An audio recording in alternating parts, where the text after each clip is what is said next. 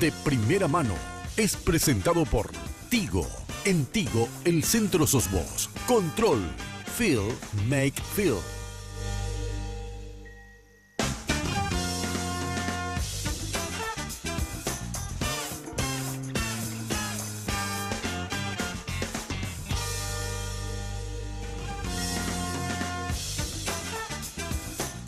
Buenas noches, ¿cómo están? Un gusto saludarles. Bienvenidos a esta franja periodística, hora 22 en la República del Paraguay, franja periodística de Red Guaraní.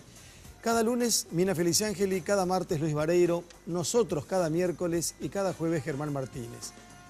¿Qué ponemos hoy en De Primera Mano y qué podemos poner? Agosto, septiembre, octubre, noviembre, diciembre, enero, febrero, marzo, abril. Del 25 de agosto al 26 de abril. La enmienda como figura para la reelección presidencial. Aquí, de primera mano.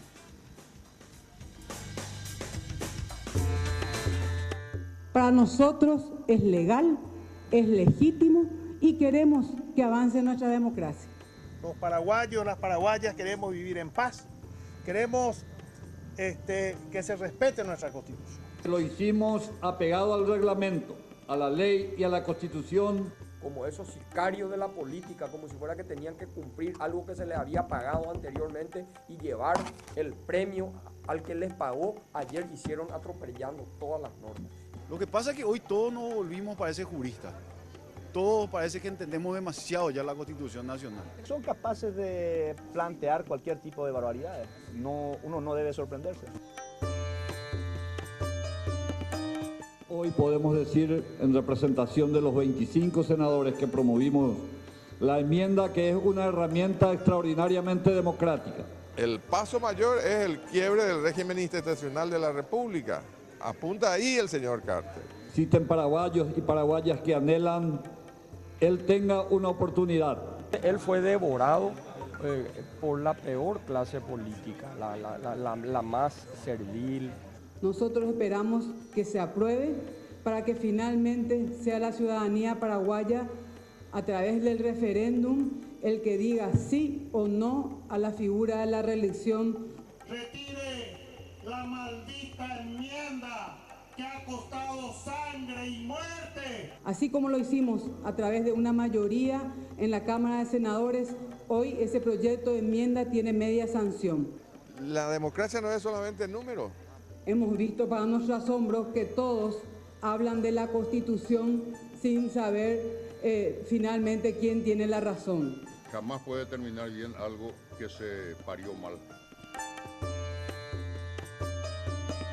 Hoy, en esta nota, él desiste sus intenciones legítimas.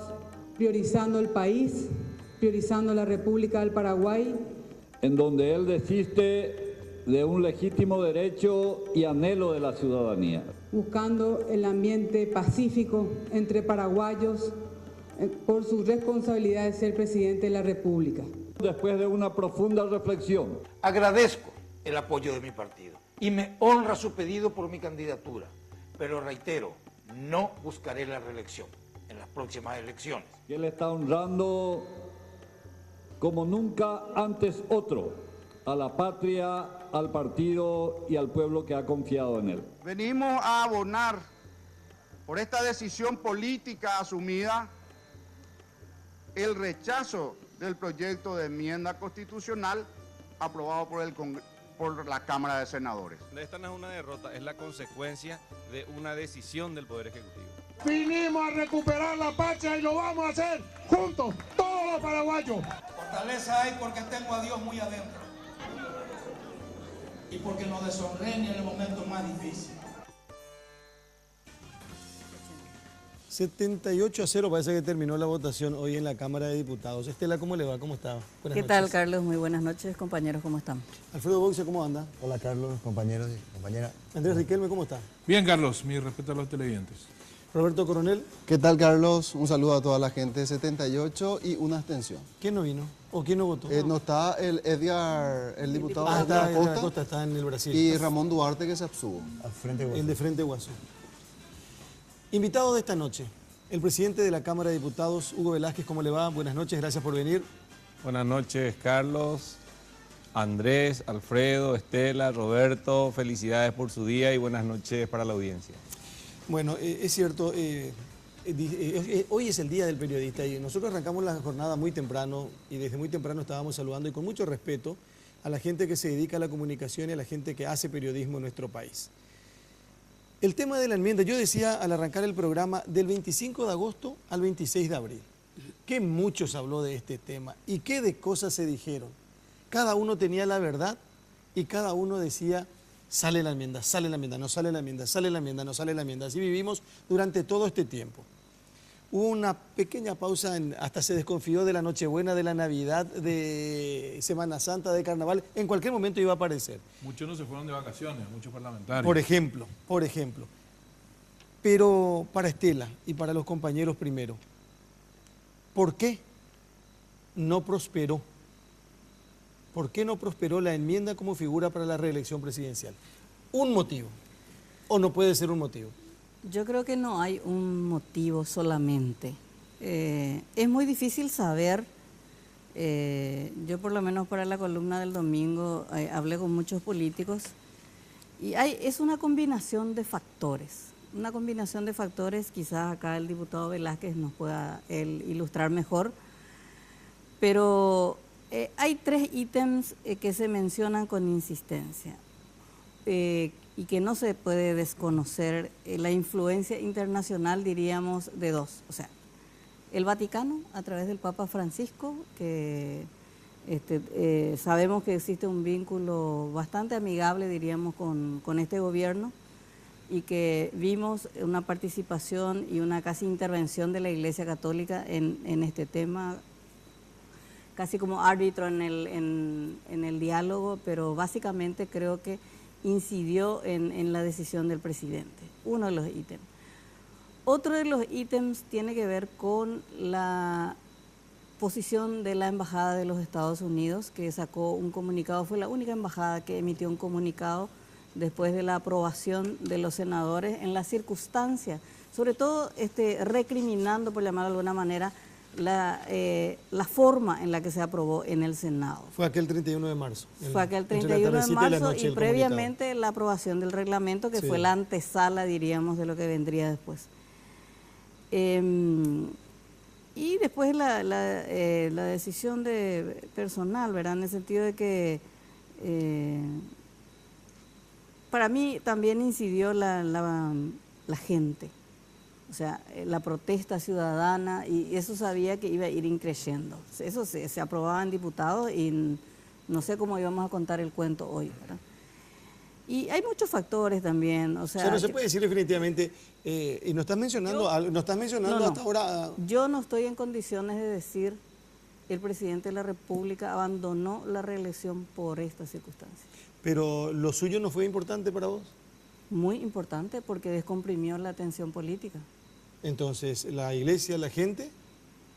Estados Unidos en el sentido de que no solo una posición en términos del cuestionamiento de los procedimientos antidemocráticos para la aprobación de la reelección, sino que también hay toda una leyenda con respecto a los negocios del presidente. O sea, estamos hablando de contrabando de cigarrillos, siempre están informes internacionales. Días antes el Departamento de Estado emitió un comunicado durísimo sobre Paraguay, diciendo es ruta del narcotráfico y es centro del lavado de dinero.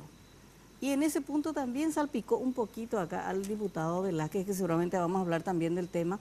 O sea, en ese contexto general en el que estaba muy en la nebulosa todo. Entonces, me parece que es la suma de varios factores. De varios factores, ¿Alfredo? para mí. Sí, estoy de acuerdo, pero mirando desde otro punto de vista. Era la situación de un gobierno con mayoría en ambas cámaras, que manejando hábilmente el proceso podría haber impuesto la enmienda, sobre todo porque tenía el apoyo de sectores liberales y de prácticamente todo el Frente Guasú, pero que no lo logró. Y no lo logró un poco por los factores internacionales probablemente. La izquierda le da un peso exagerado al imperio. Los colorados no hablan tanto de eso, pero Yo también creo que alguna influencia habrá tenido.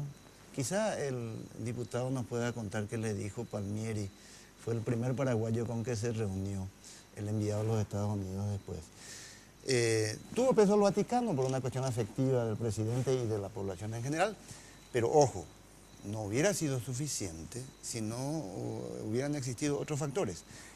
La prensa fue muy importante, ¿verdad? Que ABC, Última Hora y sus medios conexos estén claramente en contra, nadie puede negar contra que de la enmienda y del tratamiento de la enmienda. Sí, todo eso. Pero tampoco hay, como dicen algunos, que cargar toda una lucha de poder entre los tres. El polo de Bierzi, el polo de Sucolillo contra el polo de Cartes. No, tampoco explica todo. Hay dos cosas que explican. Primero, que era un proyecto antipático para la gente. Y la gente se fue hartando de a poquito. Esto comenzó, como vos dijiste, en agosto. Y no terminaba más. Y seguía, y la gente se fue pudriendo el tema.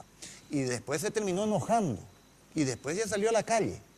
Y ese es un límite que los diputados y senadores y los del gobierno saben muy bien que no pueden pasar. Hasta ahí pueden llegar. Cuando la gente se enoja, cualquier cosa puede pasar. Y pasó. ¿Pasó por qué? Porque además, a este proyecto de enmienda que tenía mayoría parlamentaria, que tenía mayoría en ambas cámaras, le faltó habilidad, le faltó cintura política. Fue una sucesión de torpezas. No puede ser que desde enero hayan cometido una torpeza tras otra.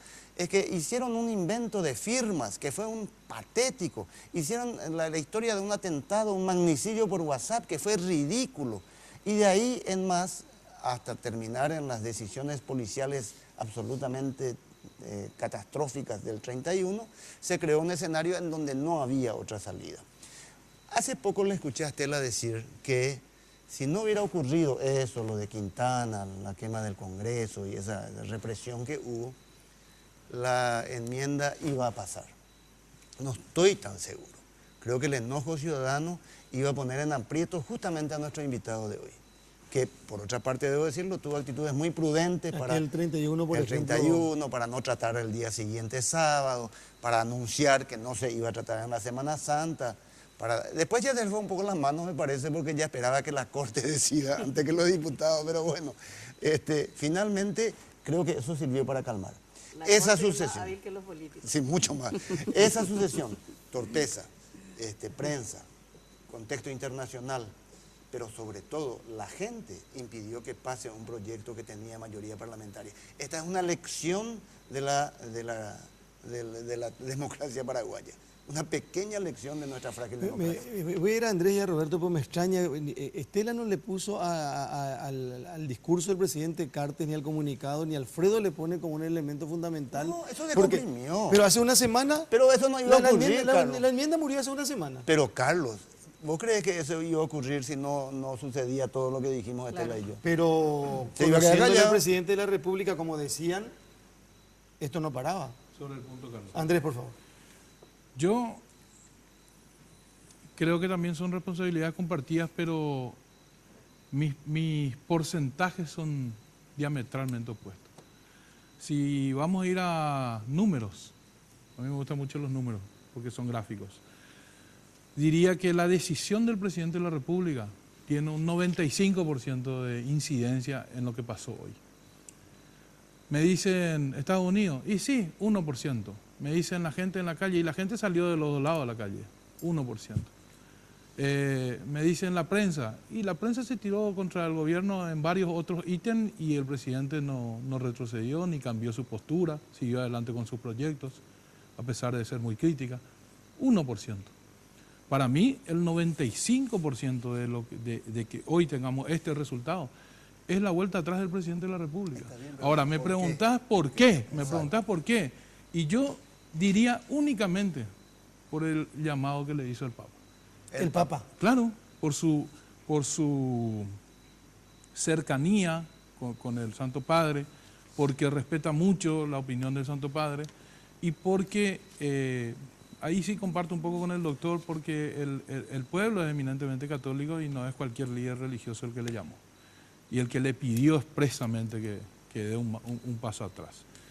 No veo otro elemento que haya incidido, y esto no lo digo yo, lo dicen los cercanos, los del primer círculo a Horacio Cartes, que ese fue el punto de inflexión en la decisión y en la reflexión de Horacio Cartes de esa Semana Santa. Ese llamado.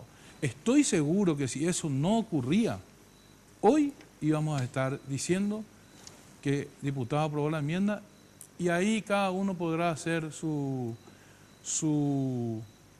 suerte de análisis con respecto a lo que iba a pasar o lo que iba a estar pasando a esta hora o lo que iban a pasar en los días venideros. Pero que la enmienda iba a estar aprobada, si Horacio Cartes ese día nos decía que no me cabe la menor duda. Para mí, en un 95%, ese es el punto de inflexión en toda esta historia que empezó el 25 de agosto, como dice Carlos. A ver, Roberto. Bueno, tenemos que concordar en todos los puntos porque son cuestiones muy objetivas. O sea, todo lo que aquí se dijo son realidades, no necesariamente fruto de un análisis que se desprenda de una subjetividad. O sea, todo lo que se describió es lo que pasó. Yo quisiera darle mayor ponderación al hecho de que yo no creo que Horacio Cartes, en ese escenario que se estaba presentando, haya querido en algún momento correr la misma suerte de lo que corre hoy un Nicolás Maduro en Venezuela. La posición de la oposición, hay que decirlo, también fue radical.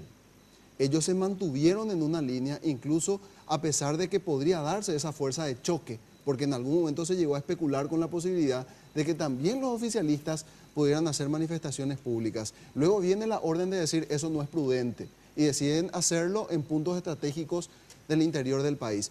Yo creo que uno de los elementos que también hizo retroceder a Horacio Cartes es que se podía aventurar una violencia con mayor preponderancia, es decir, estaban dados los elementos como para que haya otros hechos lamentables. Y un elemento para mí visceral fue lo que sucedió con el PLRA, porque hay que recordar que hasta ese momento, antes de lo que sucedió en la sede partidaria del PLRA, todos pretendían, todo es una exageración, pero digamos que mayor parte del argumento era como que la oposición estaba provocando incidentes solamente.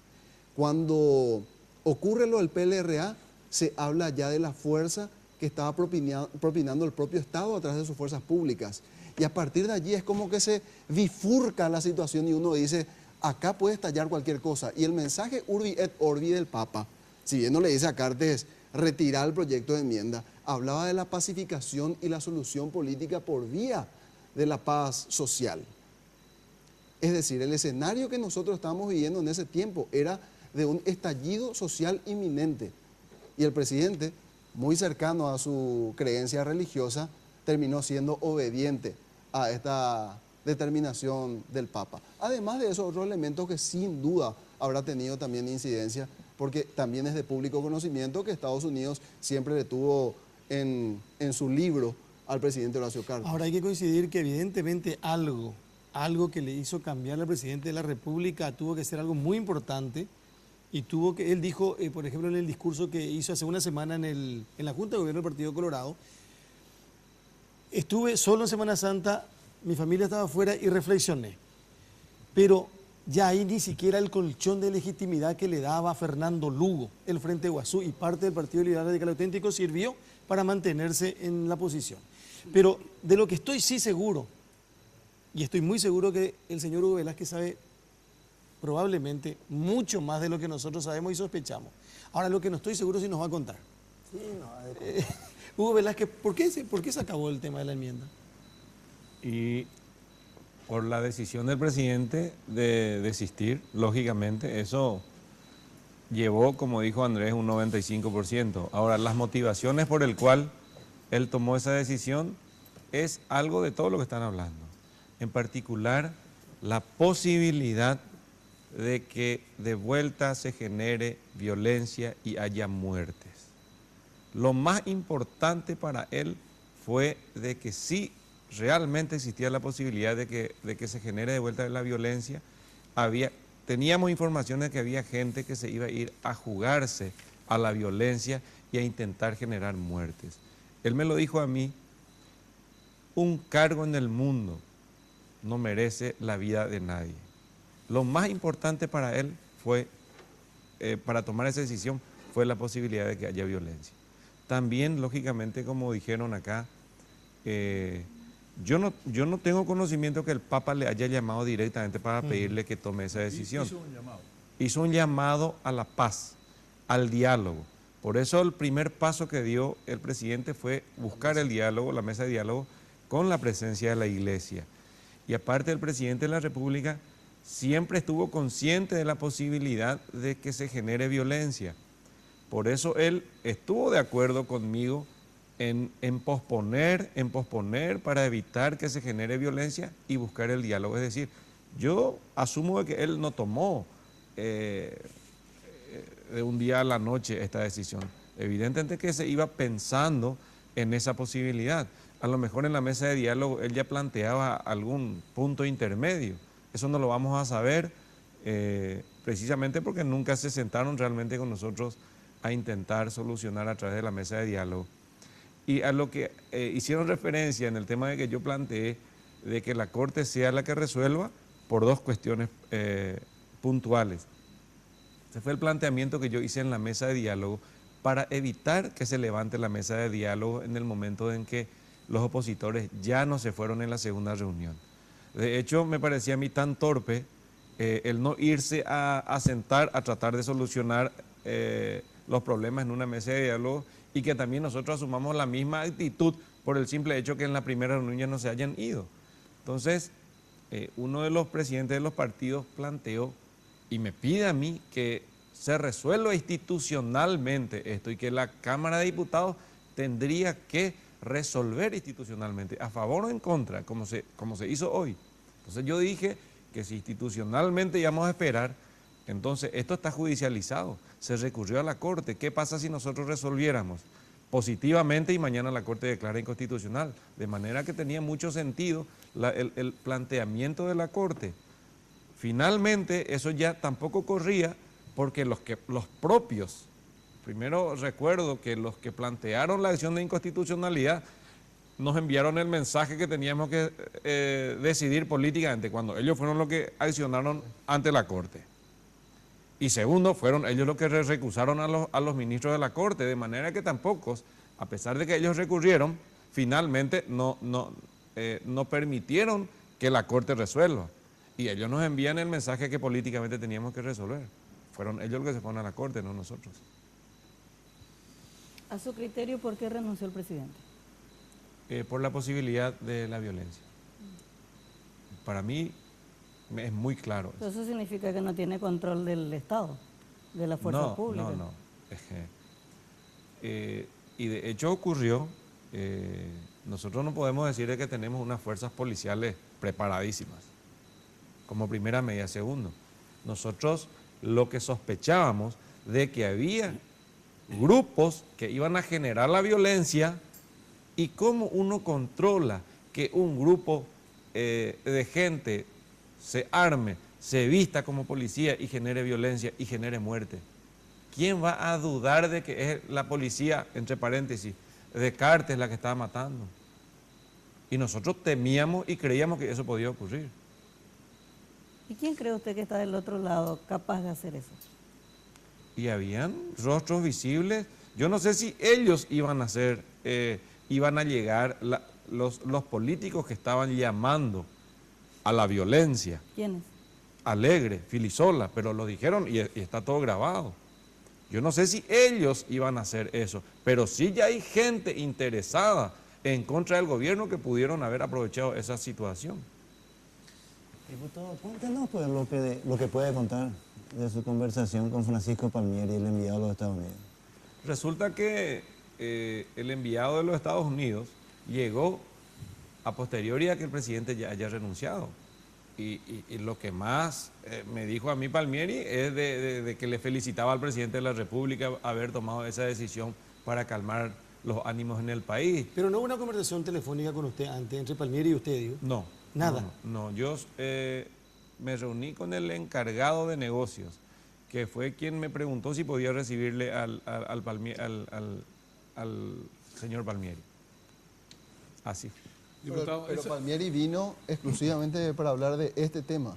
No, él en realidad no fue conmigo el primer paraguayo habló con el canciller. Él estaba de gira en Sudamérica y creo que primero se fue a Perú o a Bolivia, después vino acá al Paraguay. De hecho, hablamos de otros temas que siempre le interesan a los americanos.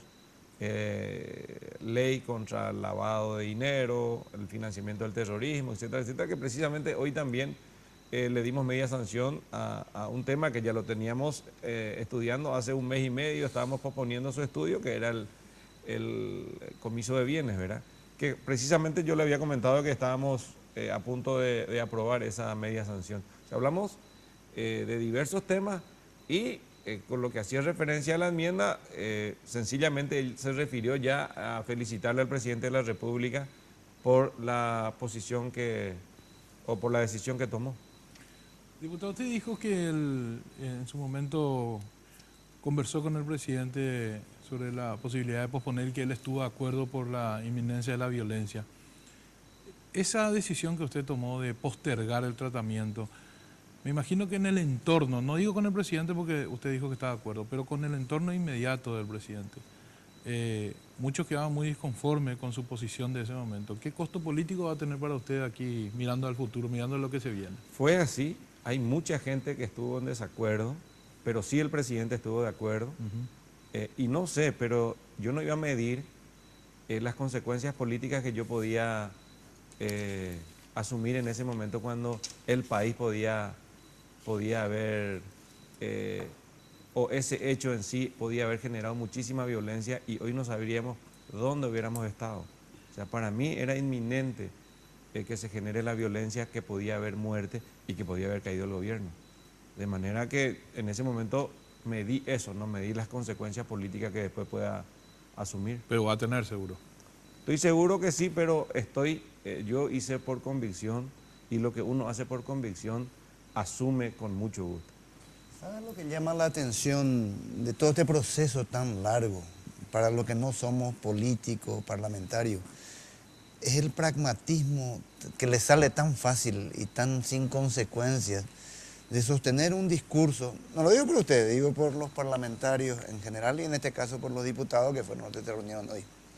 Sostener un discurso lleno de argumentos jurídicos y argumentos políticos por el cual la enmienda es constitucional, es necesaria, es casi el único camino. Y luego sucede lo de Descartes y su desistimiento, y con qué facilidad que no se da en otros ámbitos de la vida. El discurso pasa a derretirse, se dice lo contrario, es inconstitucional, y los ciudadanos de a pie sienten así que fueron estafados durante meses por titulares, diarios, entrevistas, argumentaciones de utilería, como dijo Estela.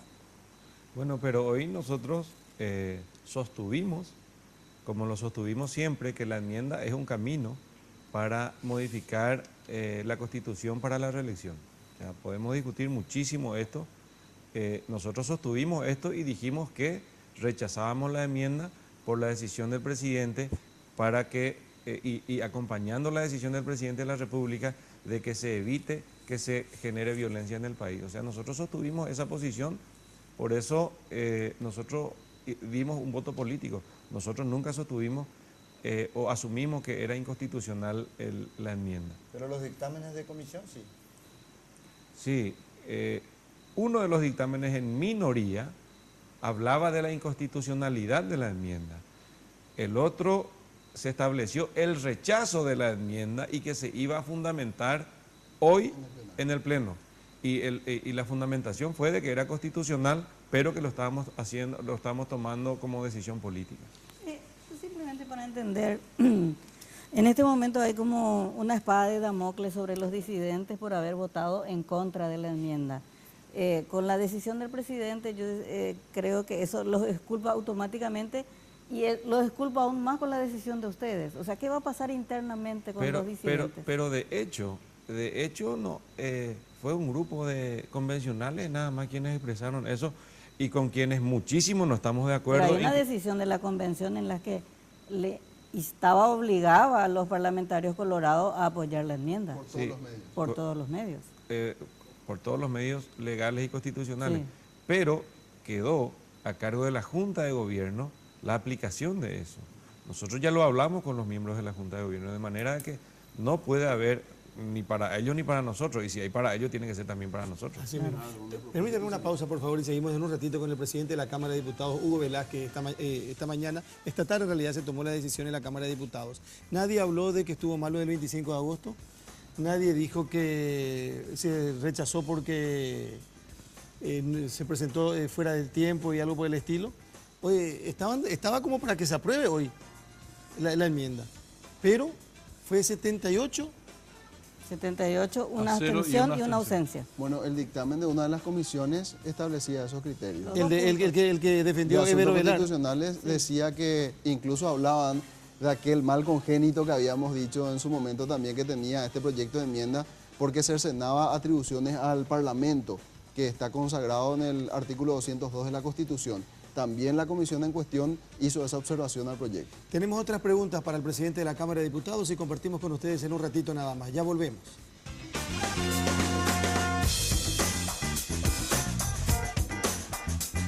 En Tigo trabajamos cada día y en todo momento para estar de tu lado, porque queremos que estés siempre conectado. Por eso ahora, todas tus mini cargas desde 5.000 guaraníes vienen con regalos a tu medida para que estés siempre comunicado. En Tigo trabajamos para estar de tu lado, porque en Tigo el centro sos vos.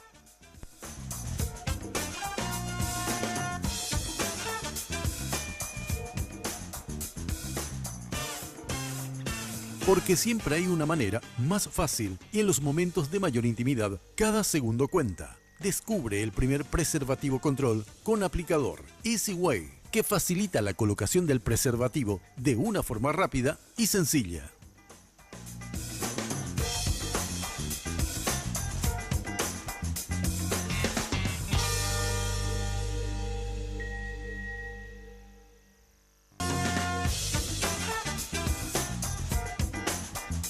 Bueno, seguimos.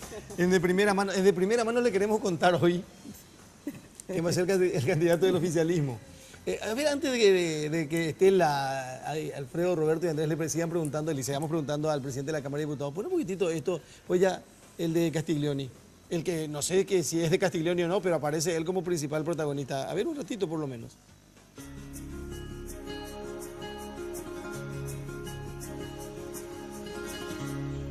Con la gente que me gusta, me dan las claras del alba, compartiendo madrugada, palabras, risas y luna. Con la gente que me gusta, paso las noches en vela. Deberían ser eternas. Alguien me dijo hoy que evidentemente un concejal es el que hizo este video porque él aparece más que Castiglioni en el material, y yo repito, pero no solamente, ocurre que Luis Castiglioni, el senador, estuvo con nosotros el lunes en Noticias Paraguay, hablamos casi una hora con el que fuera vicepresidente de la República, pero paremos un ratito ahí porque quiero ir a otro video, porque hoy hasta con sorpresa encontré también... Corrían en las redes. Apareció. Sí. A ver. Por favor.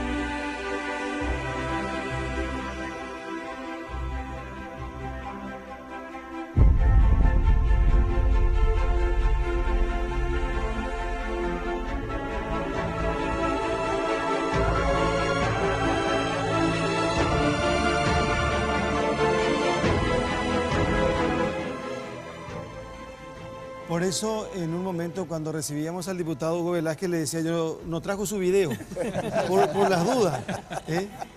Yo le pregunto Pero al hay otro. senador Alaverna eso. No. Hay otro, Carlos. ¿Escuchaste lo que dijo? No le pregunte eso a la verna. Estela, por favor. Él dice que hay otro. ¿Hay otro? No hay otro. Hay otro, pero ese no, es del oficialismo. Ah, Como tenés diría razón. el final de Riquelme, por ahora. Por ahora. Pero si quieren podemos ver. No, está bien. Hay uno más.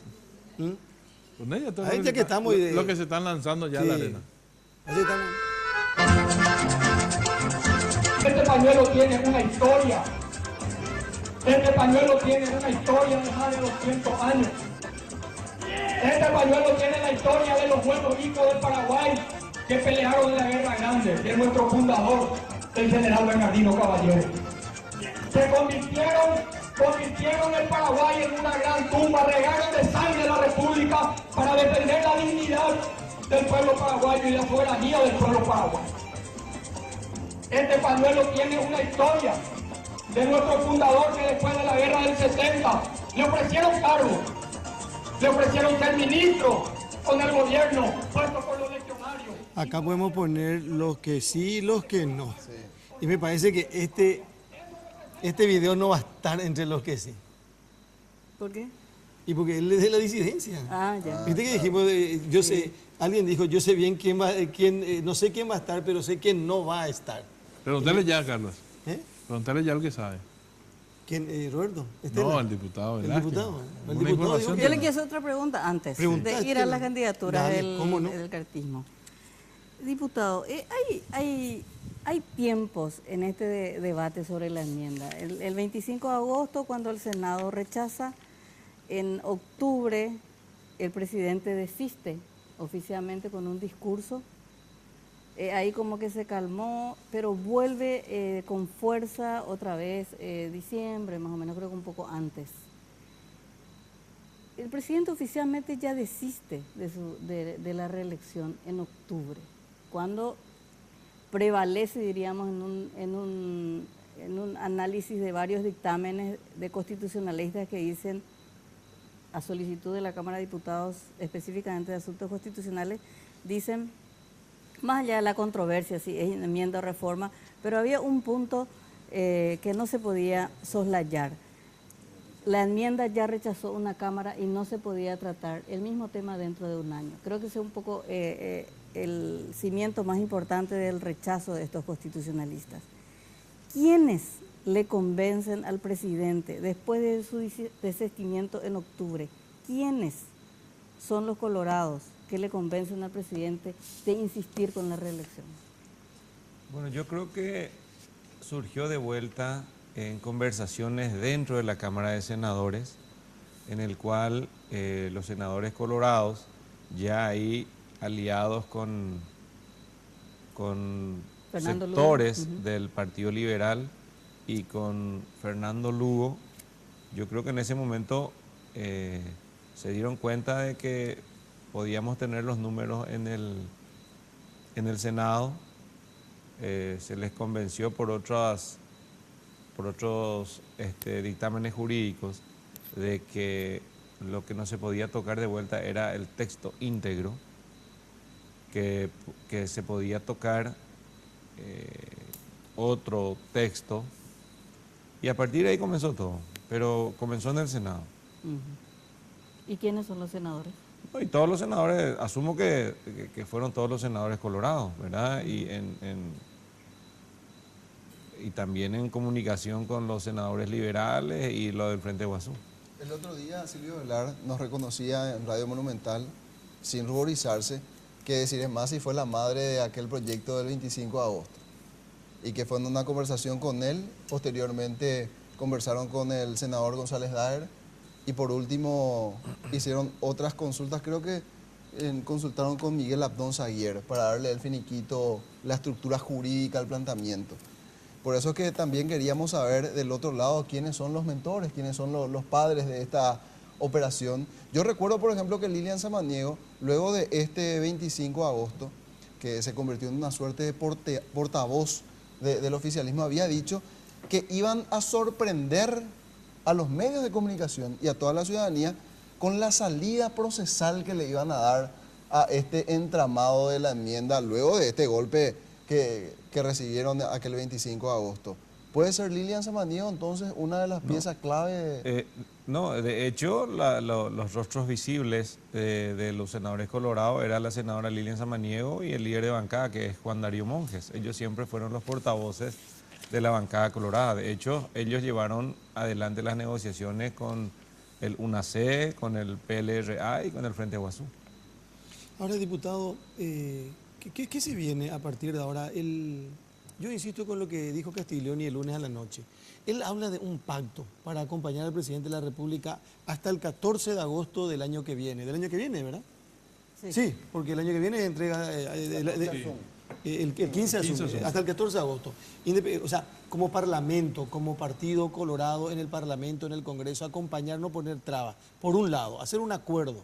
Y por el otro lado, incluso él plantea la necesidad de consensuar un candidato para la presidencia de la República. ¿Eso es posible hoy en este escenario en el partido? No sé si es posible, sí creo que es muy difícil, pero ¿por qué no probarlo? Porque tampoco puedo decir que es imposible. Podemos probar. Es improbable, pero tenemos que... Incluso si no se da, podemos competir después o se puede competir después. Y lógico, o sea, la primera opción, como primera opción es bienvenido, ¿verdad? Que ojalá que podamos ponernos de acuerdo en hacer una dupla dentro del Partido Colorado y llegar fuertes y unidos para las elecciones generales. A propósito, diputado, usted habló hoy de un candidato aglutinador. ¿Tenía alguien específico en mente? No, hablé porque creo que eso es lo que se necesita para que el Partido Colorado llegue unido. Los candidatos tendrían que ser políticos, que la dirigencia de base se sienta representada por ese político y que también sea atractivo para la ciudadanía no colorada. Diputado, el Partido Colorado es el partido que más opciones ofrece de posibles candidatos, comparando con los liberales o con la izquierda, ¿verdad? Pero así todo, su espectro parece bastante reducido. Y le doy unos nombres de lo que se maneja. No son más que 7, y lo incluyo a usted. Riera, el ministro Riera, Afara, Castiglioni, Sebastián Peña, Aliana. Santiago Peña, Aliana, usted, el diputado Velázquez, y por el lado de la disidencia, si se diera esa alquimia imposible que dice Castiglioni, hay que ponerlo a Mario Abdo Benítez, ¿verdad? Así es. Son 7 o 8. ¿Y todos son políticos? La No. excepción de Peña. Peña Por eso cuando decía el diputado... Creo que te falta ahí Gustavo Leite, que también es Gustavo escuché Leite, el nombre. son 8 entonces. Sí. Exclúyase usted Así es. para que sea más fácil el análisis. Sí. Porque supongo que en su interior quisiera que sea. Pero para que podamos seguir hablando, exclúyase usted y opine un poco sobre estos nombres. ¿Qué le gustaría? ¿Cuál es el más aglutinador? Hay varios ahí. Castiglioni me parece un buen candidato. Me parece un buen candidato Juan Afara. Riera. Hasta ahí nos vamos, si no voy a elegir a los 7. En ese orden. En ese orden. Castiglioni, Afara y Riera. Primero Velázquez, después Castiglioni, Afara y Riera. No, Castiglioni, Afara, o sea, me gustan Castiglioni y Afara, y también Riera. Tercer lugar. Pero como candidato a presidente estamos hablando, Sí, ahí correcto. no estamos hablando de ninguna dupla. No. Puede ser, por ejemplo, Castiglioni Aliana, ya que nosotros nos acostumbramos a formar dupla. Claro, puede ser. Castiglioni Aliana puede ser una del oficialismo. Digo. Así es. Llamativo que en todo No le partido... citó a Aliana. Yo le mencioné, como candidato a y presidente. claro, a presidente. En el Partido Colorado y en todos los partidos, esta va a ser una elección misógina. No hay una sola mujer dando vuelta por ahí. Lilian en el Partido Colorado, porque Ahora, diputado, cuando usted dice necesitamos que el candidato aglutinador sea político, ¿lo dice por el momento, por las circunstancias que se viven muy particulares dentro del Partido Colorado en este momento? ¿O lo dice por las últimas experiencias del presidente, llámese Lugo, Cartes, que vinieron exógenamente de la política Y bueno, lo de Lugo ya sabemos cómo terminó, lo de Cartes, esta experiencia valida, el tema de la enmienda. ¿En qué se basa para decir eso? Y yo soy un dirigente político que comparte mucho con la dirigencia de base. De hecho, me inicié en las bases partidarias. Y yo creo que este es un momento en el cual va a ser mucho más fácil llevar adelante la candidatura de un político conocido y aceptado que de un outsider. Es el momento. Para usted es una hipótesis, y repito, ¿una dupla Castiglione y Aliana le puede enfrentar a Mario Audo Benítez? Sí. Cualquier dupla dentro del oficialismo le puede enfrentar a cualquiera. ¿Enfrentar y ganar? Sí, sí, le podemos ganar. Hoy Nathan decía, hasta yo le gano a Marito, decía. Bueno, también acá. Yo no sé si coincide eso el diputado.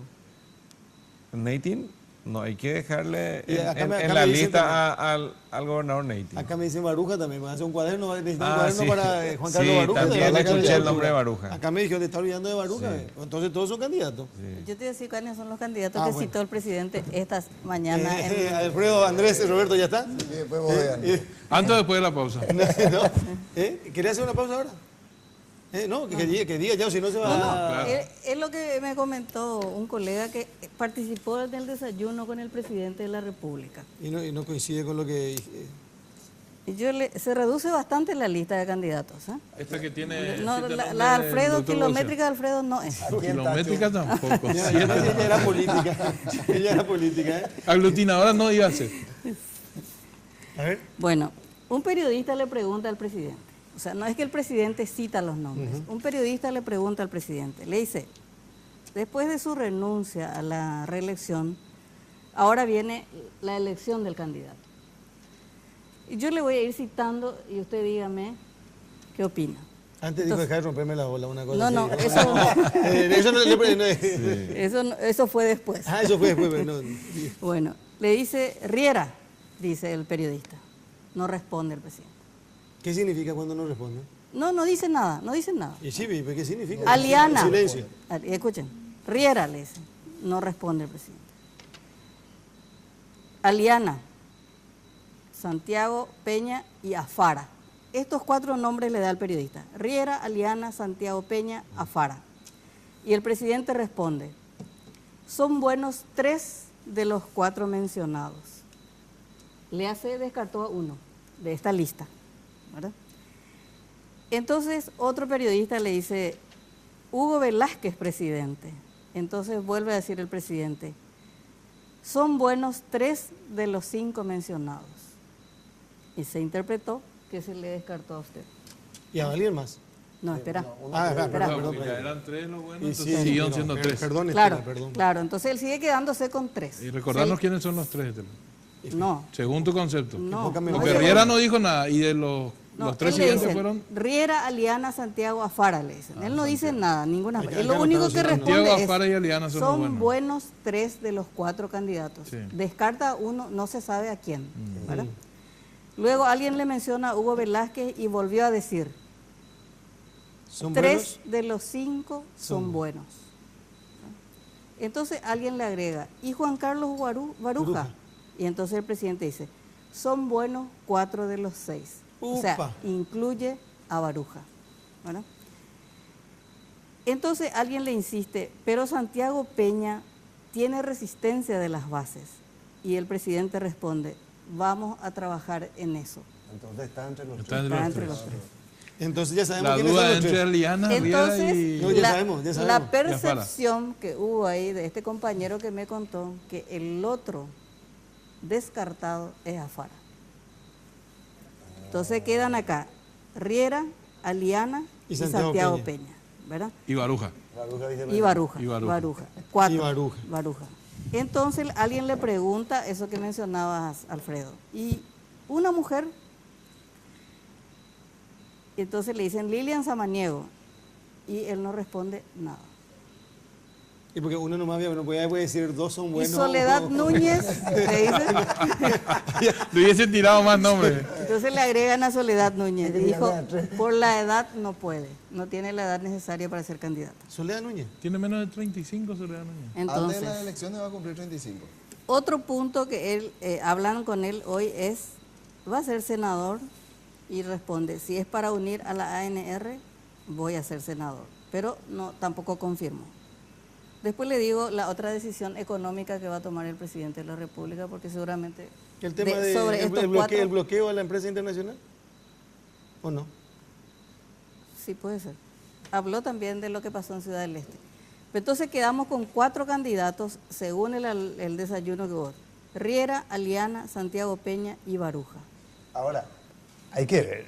El dedo filantrópico es así nomás. No hay discusión, participación, sectores más Bueno, con la No, decisión de la enmienda se notó. No, pero a él le estaban preguntando. Él no va a decir que voy a consultarle a fulano para responderle tampoco. Quiero unir el dato que manejé desde ayer con respecto a esas preguntas, pero con respecto al vicepresidente. Y me dijeron, va a ser un gobernador. Y entre esos 4 hay un solo gobernador. Acá citó el diputado Velázquez, ¿quién es ese gobernador? No, pero entre los 4 que citaste, que son buenos en la idea de Cartes, está solamente Baruja. Entonces, Baruja fue intendente, no fue gobernador. Ahí Afara y Aliana sí fueron él gobernadores. fue intendente. Él fue intendente de Paraguay. Intendente de Paraguay. Sí, acá ya están Y formando Afara otra sí dupla. fue gobernador. Acá está formando ya otra dupla, dice Riera, Baruja va a ser, bueno, presidente, decidí por favor, si no vamos a estar como con la enmienda. Pero ¿cómo va a ser la decisión en Honor Colorado? Bueno, y lo lógico va a ser, o por lo menos lo que se está diciendo, es que la dirigencia de base va a opinar.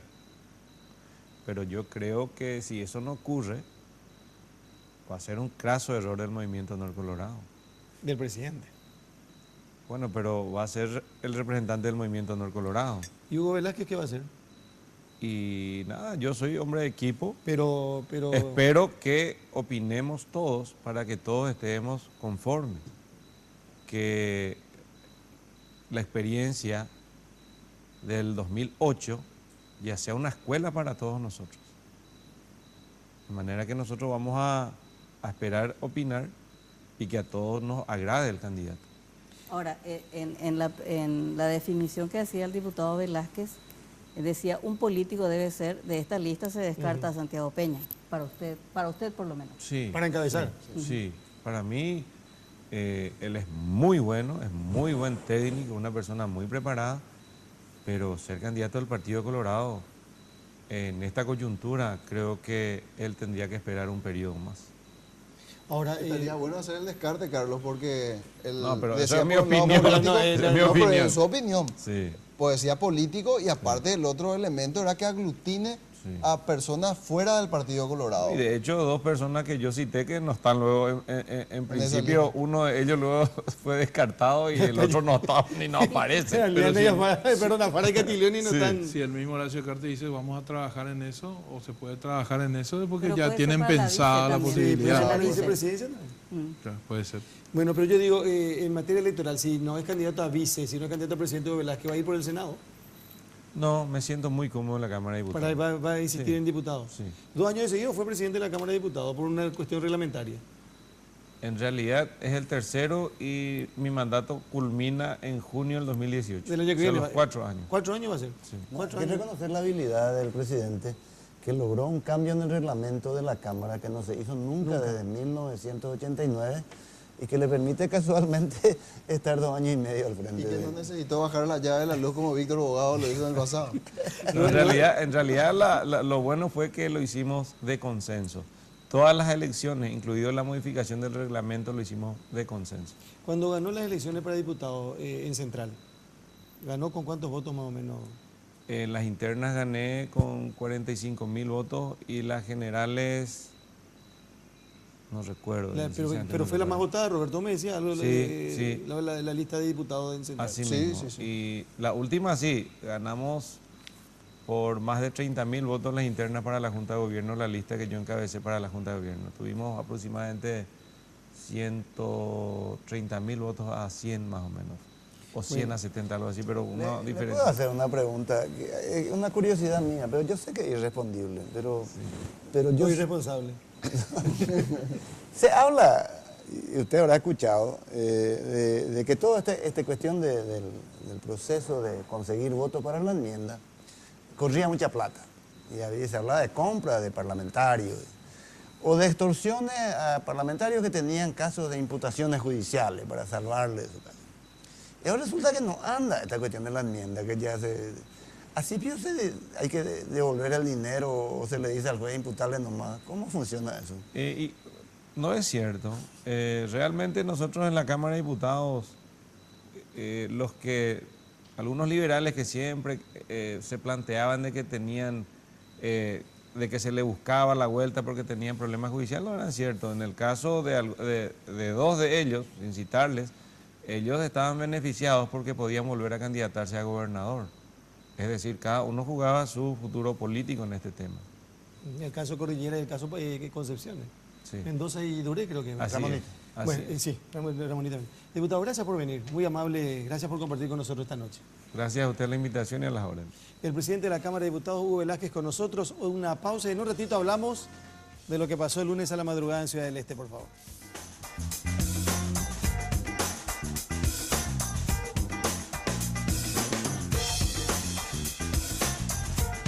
Porque siempre hay una manera más fácil y en los momentos de mayor intimidad, cada segundo cuenta. Descubre el primer preservativo control con aplicador Easy Way, que facilita la colocación del preservativo de una forma rápida y sencilla.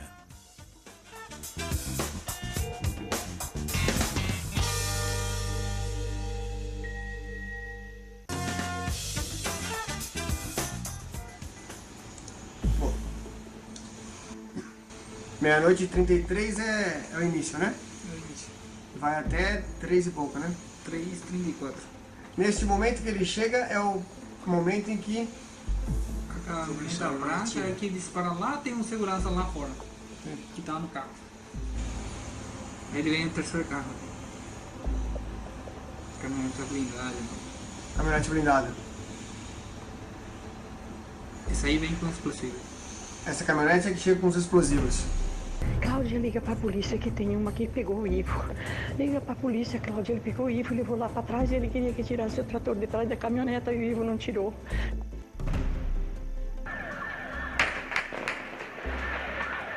Ahí voló la caja fuerte. Ahora se ve.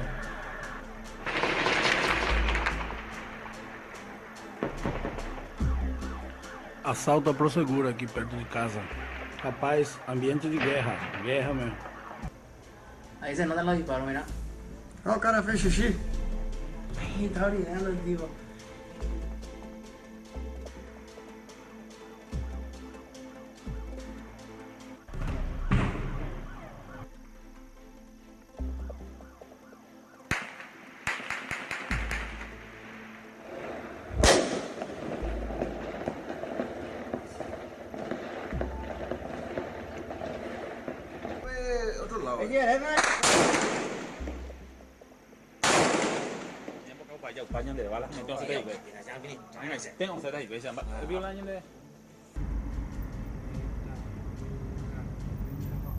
Não parar ou não. Edição, isso aí é a polícia chegando, tá? 3h25 da manhã, a polícia chegando.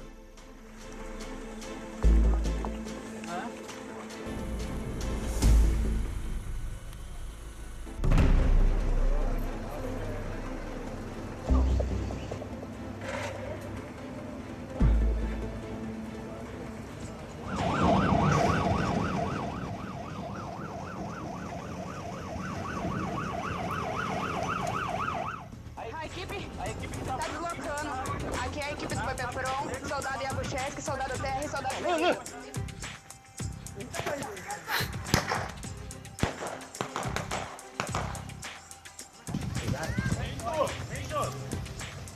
Tá porra, e agora?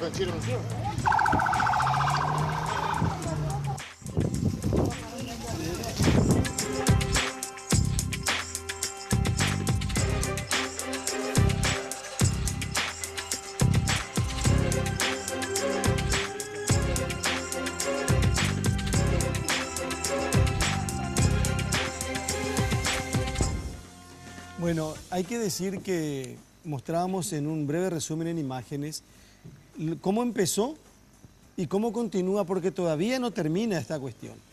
Hasta este momento están detenidos 17 delincuentes a quienes se le atribuye haber participado en este asalto a Prosegur en Ciudad del Este. Todos ellos en territorio brasilero. Y 4 muertos, 21 personas en total. Si eran 30, faltan 9 nomás ya. Si eran 50, faltan un poco más. Y si eran 100, mucho más. Lo que se recuperó, aproximadamente $1 millón. Prosegur dice no más de 8 millones lo que se llevó porque se tuvo resistencia de parte de los guardias. Y un guardia dice que cuando le vio le dijeron, no te vamos a matar, no sé cómo lo habrán dicho si en castellano o en portugués. Ahí tenemos al doctor Boxe que habla portugués. ¿Cómo le dijo el guardia? Facé xixi lo que escuchamos nosotros, que hasta para eso tuvieron tiempo, ¿verdad? No se puede hacer pipí con tanta calma, con qué tranquilidad. ¿Cómo que te estás saltando y querés llevar? Una hora que estaban ahí. Facé xixi, ¿verdad? Sí. Bueno, pero decimos, se recuperan $1 millón. Alguien dijo esta mañana en La Lupa de que había diamantes. He visto en un periódico que reprodujeron tus palabras. Sí. Bueno, yo no sé si Prosegur tiene que contar la verdad o no tiene, pero la Fiscalía le está exigiendo que se documente y que demuestre eso. Escuché hoy al comisario Juan Fernández, el que era jefe en el Alto Paraná, y dijo que mucha gente le estaba felicitando porque no expuso la vida de policías. Pero al mismo tiempo reconoció que ordenó que los de la comisaría de Hernandaria le bloqueen el paso a los delincuentes que iban a salir por ahí y que saquen tractor y motoniveladora. Y le ibas a poner entonces a civiles y a los de la comisaría de Hernandarias. No me quedó claro esa parte. Bastante confuso. Porque si voy a decir no ataquen, y contó que estuvo a 15 metros de un grupo de delincuentes.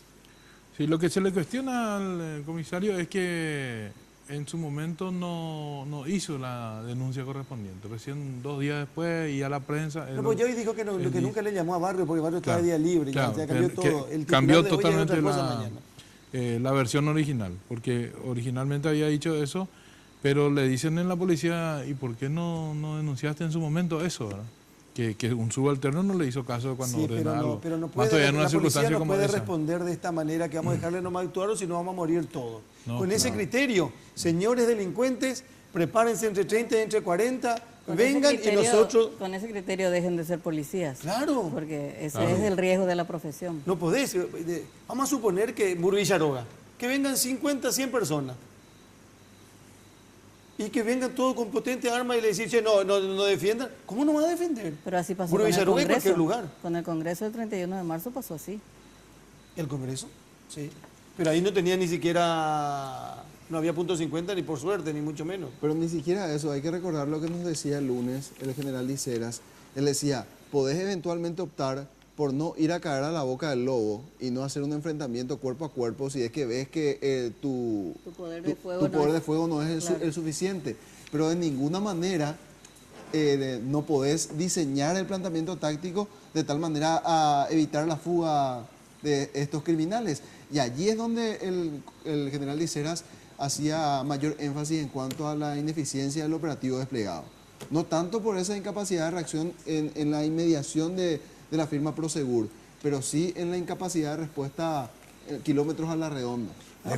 De cualquier modo, Roberto, qué desproporción, qué asimetría.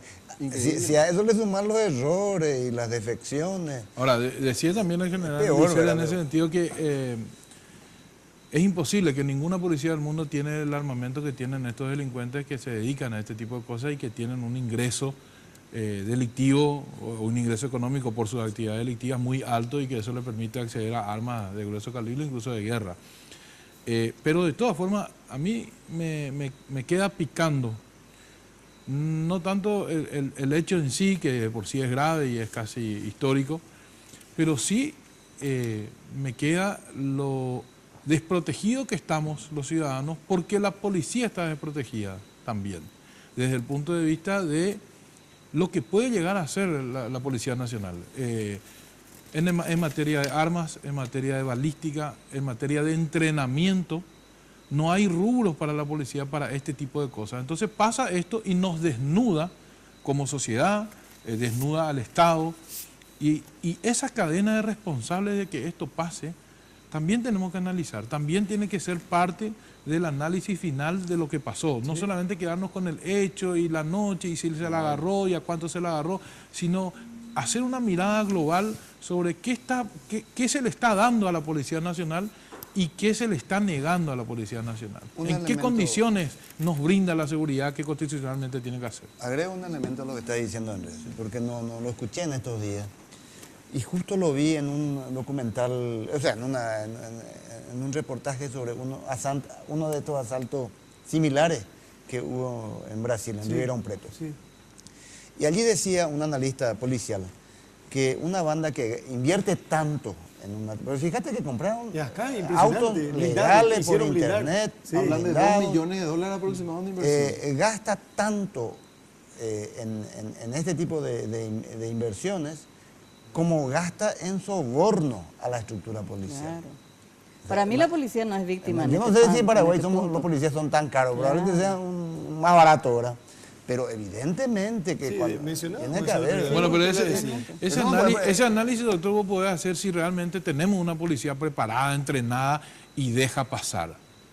Que no es el caso. ¿Acaso que no hace falta sobornarle? No. Si vos tenés una policía preparada y entrenada para combatir este tipo de cosas, igual pasa, entonces sí hablemos de soborno y todo lo demás. Y bueno. Pero si no tenés una policía que tenga el armamento y el entrenamiento para combatir este tipo de cosas, entonces hay otros responsables, además de los simples comisarios de Hernandario o el comisario de Ciudad del Este. O sea, no agotemos el análisis en los autores directos. No podemos decir, no vamos a intervenir porque nos van a matar a todos. Nuestra policía no pero por supuesto, eso. Carlos, pero a mí me parece que el análisis tiene que llevarse a otro nivel. Policial. ¿Quién no quiere una policía jerarquizada? Una policía que te pueda servir y que pueda servir como garantía inclusive. Hablar mal de la policía es muy fácil, tirar todos los palos contra la policía. Claro. Pero te gusta o no te gusta, es la institución que te tiene que brindar algún tipo de garantía. Bueno, pero si el Ministerio del Interior pasa 1.000 guaraníes y en Hacienda le dejan en 500 y en el Parlamento le dejan en 157, entonces, bueno, cuando pasan estas cosas no nos quejemos como sociedad. Perdón, antes de la pausa, tenemos que hacer un corte más. Quiero mostrar esa imagen, esta misma imagen retroceder. Quiero mostrar los clavos Miguelitos. Esos no son Miguelitos, esos son Miguelotes. Sí. ¿Y cuánto habrán gastado en clavos nomás? No, pero esta misma imagen que está pasando si retrocede. Y mientras muestra la imagen, el último dato que daba hoy Roberto Coronel en la mañana en La Lupa, este grupo había hecho un golpe, el último que hizo en Brasil, daba una cifra en reales que convertía en dólares, era $6 millones. O más. 6 millones de dólares, el último golpe que dio. Ay, pues, mira, fíjese, perdón, fíjese en esta imagen. Y que gasten 2 millones de esos 6 millones para hacer otro golpe de 40. Estos son los clavos nomás. Estos ya no son clavos, estos son... Con eso solo ya no gana. Bueno, pausa por favor.